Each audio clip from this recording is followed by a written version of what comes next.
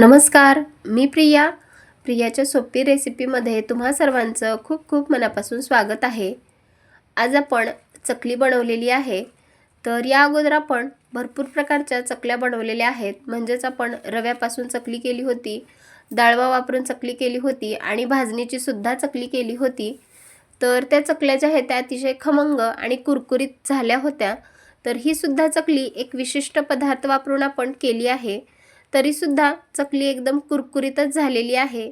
Recipe शेवटपर्यंत नक्की बघा आणि व्हिडिओ जर आवडला असेल तर माझ्या चॅनलला प्लीज लाईक आणि सबस्क्राईब करा। तर बघा, चकली आपली दिसायला किती मस्त दिसत आहे आणि खायलासुद्धा खूपच टेस्टी झालेली आहे। तर तुम्हीसुद्धा ही चकली नक्की करून बघा। तर व्हिडिओत मी तुम्हाला पुढे सांगणारच आहे की आज आपण चकली कशाची केली आहे ती। यासाठी व्हिडिओ शेवटपर्यंत नक्की बघा आणि व्हिडिओ जर आवडला असेल तर माझ्या चॅनलला प्लीज सबस्क्राईब आणि लाईक करा। चला तर मग रेसिपीला सुरुवात करूया। इथे बघा, मी एक वाटी भरून वटाणा घेतलेला आहे। तर तुम्ही याला मटार म्हणा किंवा वटाणे सुद्धा म्हणू शकता। बाजारामध्ये भरपूर प्रमाणामध्ये वटाण्याच्या शेंगा आलेल्या आहेत। तर वटाण्याच्या शेंगा आपण सोलून ते वटाणे जे आहेत ते एक वाटी भरून काढलेले आहेत। तर तुम्हाला किती बनवायचं आहे त्यानुसार तुम्ही इथे वटाणे घेऊ शकता। मी साधारण एक वाटी वटाणे घेतलेले आहेत। आता मी एक मिक्सरचं भांडं घेतलेलं आहे आणि त्यामध्ये आपल्याला हा वटाणे टाकून घ्यायचे आहेत। तर एकाच बॅचमध्ये आपण सर्व वटाणे वाटून घेणार आहेत। आता वटाणे आपल्याला एकदम बारीक पेस्ट करून घ्यायची आहे।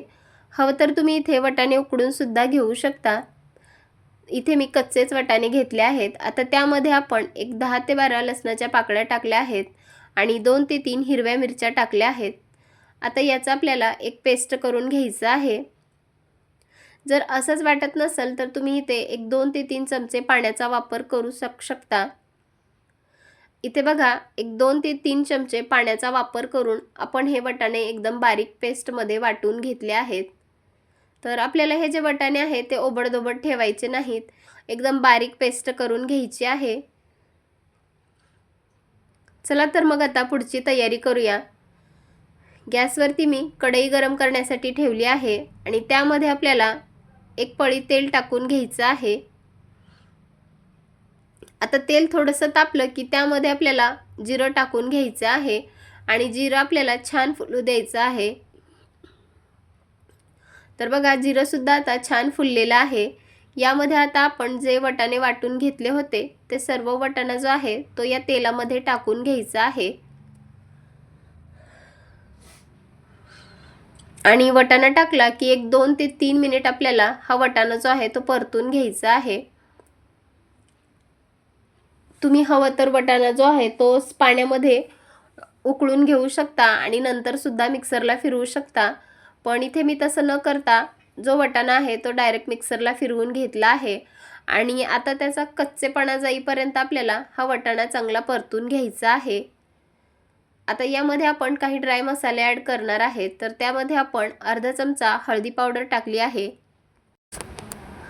चवीनुसार मीठ टाकून घ्यायचं आहे। 1 चमचा धने पावडर टाकली आहे। 1 चमचा जिरेपूड टाकली आहे। 1 चमच्यापेक्षा थोडं कमी मिरेपूड टाकली आहे। 1 चमचा पांढरे तीळ टाकले आहेत आणि इथे मी अगदी चिमूटभर लाल तिखट वापरलेलं आहे। तर हे जे तिखट आहे ते घरगुती तिखट आहे आणि खूप जास्त तिखट आहे म्हणून मी अगदी चिमूटभर वापरलेलं आहे। तर आता तुम्ही किती तिखट खाता त्याच्यानुसार तुम्ही इथे तिखट वापरू शकता, कारण आपण वटाणे वाटत असताना सुद्धा यामध्ये हिरवी मिरची टाकली होती। आता हे सर्व सुके मसाले आपल्याला वटाण्यामध्ये चांगल्या प्रकारे मिक्स करून घ्यायचे आहेत। तर एक 3 ते 4 मिनिट हा जो वटाणा आहे तो आपल्याला चांगला परतून घ्यायचा आहे। तर खाली आपल्याला वटाणा जो आहे तो करपू द्यायचा नाही, सारखं त्याला आपल्याला हलवत राहायचं आहे। आता यामध्ये आपण पाणी ॲड करणार आहे। तर मिक्सरमध्ये वटाणा वाटून घेतला होता, तो मिक्सर जो आहे तो थोडासा धुवून यामध्ये पाणी ॲड केलेलं आहे आणि अजून थोडंसं पाणी ॲड केलेलं आहे। तर ज्या वाटीने आपण 1 वाटी वटाणा घेतला होता त्याच वाटीने आपण 1 वाटी पाणी घेतलेलं आहे। आता वाटाणा पाण्यामध्ये चांगल्या प्रकारे आपल्याला मिक्स करून घ्यायचं आहे। ही जी वाटाण्याची पेस्ट आहे ती पाण्यामध्ये आपल्याला पूर्णपणे चांगल्या प्रकारे मिक्स करून घ्यायची आहे। तर बघा इथे आपण जी पेस्ट आहे ती पाण्यामध्ये चांगल्या प्रकारे मिक्स केली आहे। तर अजून थोडंसं मी मीठ टाकलेलं आहे, तुम्ही तुमच्या चवीनुसार मीठ टाकू शकता। आता वाटाणे आपण चांगल्या प्रकारे 1-2 मिनिट हे असं शिजवून घेणार आहेत। आणि आता यामध्ये आपण रवा ॲड करणार आहेत। तर बघा इथे मी 1 वाटी रवा घेतलेला आहे। तर रवा जो आहे तो आपल्याला बारीक रवा वापरायचा आहे, जाड रवा आपल्याला वापरायचा नाही। जर तुमच्याकडे बारीक रवा नसेल तर जाड रवा जो असतो तो तुम्ही मिक्सरला सुद्धा फिरवून घेऊ शकता। आता वाटाण्याला सुद्धा चांगली उकळी आलेली आहे। गॅसची फ्लेम आपल्याला कमी करायची आहे आणि यामध्ये आपण आता जो रवा घेतला होता तो रवा टाकून घेणार आहेत। आता बघा थोडं थोडं करून एका हाताने रवा टाकत आहे आणि एका हाताने चमच्याने आपल्याला चांगलं हे मिश्रण मिक्स करून घ्यायचं आहे। तर यामध्ये आपल्याला गुठळ्या होऊ द्यायच्या नाहीत, अगदी थोडा थोडा रवा टाकत चांगलं हे मिश्रण फेटून घ्यायचं आहे। तर आपल्याला हे जे मिश्रण आहे ते घट्ट करायचं आहे। तर बघा रवा टाकल्या टाकल्या पटकन पाणी जे आहे ते अब्झॉर्ब झालेलं आहे। आता हे करत असताना गॅसची फ्लेम मी अगदी कमीच ठेवलेली आहे आणि अगदी मंद आचेवर हा रवा वाटाण्यामध्ये चांगल्या प्रकारे मिक्स करून घेतला आहे। तर बघा इथे आपण हा रवा जो आहे तो वाटाण्यामध्ये चांगल्या प्रकारे मिक्स केलेला आहे।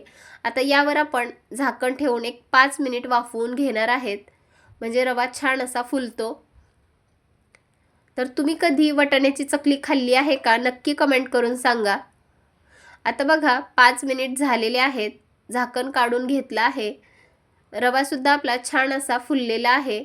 आता परत आपण हे चांगलं मिक्स करून घेणार आहेत आणि आता आपण हे कढईतील जे मिश्रण आहे ते एका मोठ्या परातीमध्ये काढून घेणार आहेत। तर सर्व मिश्रण जे आहे ते आपण एका परातीमध्ये काढून घेतलं आहे। तर आपल्याला थोडंसं थंड होऊ द्यायचं आहे आणि यामध्ये आपण आता 1 चमचाभर ओवा टाकून घेणार आहेत। आता यामध्ये तुम्ही अजून मसाले सुद्धा ॲड करू शकता, चकली मसाला ॲड करू शकता किंवा गरम मसाला सुद्धा ॲड करू शकता। आता हे जे मिश्रण आहे ते थोडंसं गरम आहे, हलक्या हाताने आपण हे मिक्स करून घेणार आहेत। आता यामध्ये आपण 2 चमचे तांदळाचं पीठ टाकलेलं आहे। तर तांदळाच्या पिठामुळे चकली जी आहे ती अगदी कुरकुरीत व्हायला मदत होते आणि पिठामध्ये थोडासा घट्टसरपणा सुद्धा होतो। तर अगदी 2 चमचे मी इथे तांदळाचं पीठ वापरलेलं आहे। ज्या चमच्याने आपण पोहे खातो त्या चमच्याने 2 चमचे आपल्याला पीठ घालून हे पीठ चांगलं आता सैलसर एक गोळा करून घ्यायचा आहे। तर बघा इथे मी पिठाचा एक सैलसर गोळा करून घेतलेला आहे। तर बघू शकता तुम्ही आपलं पीठ आता छान असं मळून तयार झालेलं आहे। आता लगेचच आपण याचे गोळे बनवून घेणार आहेत, म्हणजे आपल्याला चकली पाडण्यासाठी पटकन सोपी जाईल। आता मी एक साचा घेतलेला आहे। तर बघा आपण आता याची चकली बनवणार आहेत। आता थोडंसं साच्याला तेल लावून घ्यायचं आहे, म्हणजे पीठ जे आहे ते साच्याला चिकटणार नाही। आणि गॅसवरती मी तेल सुद्धा गरम करण्यासाठी ठेवलं आहे। तर पीठ लावून घेतलं आहे। आता यामध्ये आपल्याला पीठ भरून घ्यायचं आहे। तर पिठाचा छान असा गोळा केला की चकली जी आहे ती एकसारखी पडते, म्हणजे त्यामध्ये हवा बसणार नाही आणि चकली आपली जी तुटणार नाही, म्हणून एकसारखं पीठ भरून घ्यायचं आहे, आपली चकली व्यवस्थित पडली जाते। आता बघा इथे मी चकली पाडून घेणार आहे।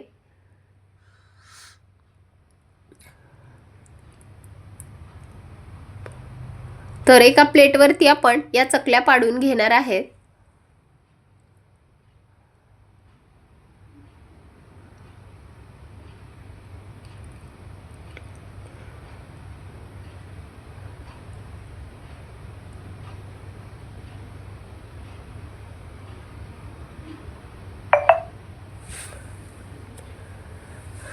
इथे बघा आता चकली बनवून झालेली आहे आणि त्याचं जे तोंड आहे ते आपण थोडंसं बंद करून घेणार आहेत, म्हणजे जी चकली आहे ती तेलात सुटू नये म्हणून आपण त्याचं थोडंसं तोंड जे आहे ते असं दाबून घेणार आहेत. तर इथे मी 4 चकल्या बनवून घेतलेल्या आहेत. आता लगेच या चकल्या आपण तळून घेणार आहेत.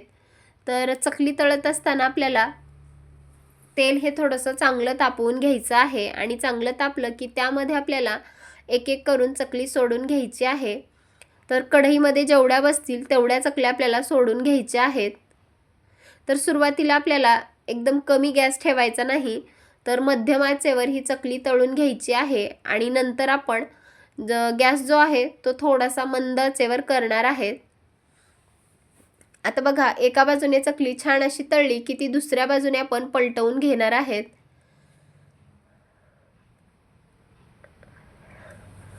तर बघा, इथे आपल्या चकल्या ज्या आहेत त्या दोन्ही बाजूने छान अशा तळलेल्या आहेत. आता आपण या झाऱ्यामध्ये काढून घेणार आहेत. तर बघा, चकलीला रंगसुद्धा खूपच छान आलेला आहे आणि दिसायला तर खूपच मस्त दिसत आहे. इथे बघा, मी एक घाणा तळून काढलेला आहे. तर अशा प्रकारे आपण दुसरासुद्धा घाणा तळून घेणार आहेत. तर एकाच वेळी आपल्याला जास्त चकल्या बनवून ठेवायच्या नाहीत. 4 ते 5 चकली बनवून लगेच आपल्याला या तळण्यासाठी घ्यायच्या आहेत. तर दुसऱ्यासुद्धा मी चकल्या बनवून घेतल्या आणि ह्यासुद्धा आपण अशाच तळून घेतलेल्या आहेत आणि तेल आपल्याला सर्व निपटून घ्यायचं आहे. तर अशा प्रकारे आपण सर्व चकल्या ज्या आहेत त्या तळून घेतलेल्या आहेत. तर इथे बघू शकता तुम्ही, आपण ताज्या हिरव्या वाटाण्यापासून चकली बनवलेली आहे आणि ही जी चकली आहे ना ती खायला खूपच छान झालेली आहे. तर तुम्हीसुद्धा या थंडीच्या सीझनमध्ये ताज्या हिरव्या मटारपासून नक्की एक वेळेस चकली करून बघा आणि कमेंटमध्ये मला सांगा की तुमच्या चकल्या कशा झाल्या होत्या. त्या रेसिपी कशी वाटली नक्की कमेंट करून सांगा आणि व्हिडिओ जर आवडला असेल तर जास्तीत जास्त लोकांपर्यंत शेअर करा. चला तर मग पुन्हा भेटूयात अशाच एका खमंग रेसिपीसोबत. तोपर्यंत धन्यवाद.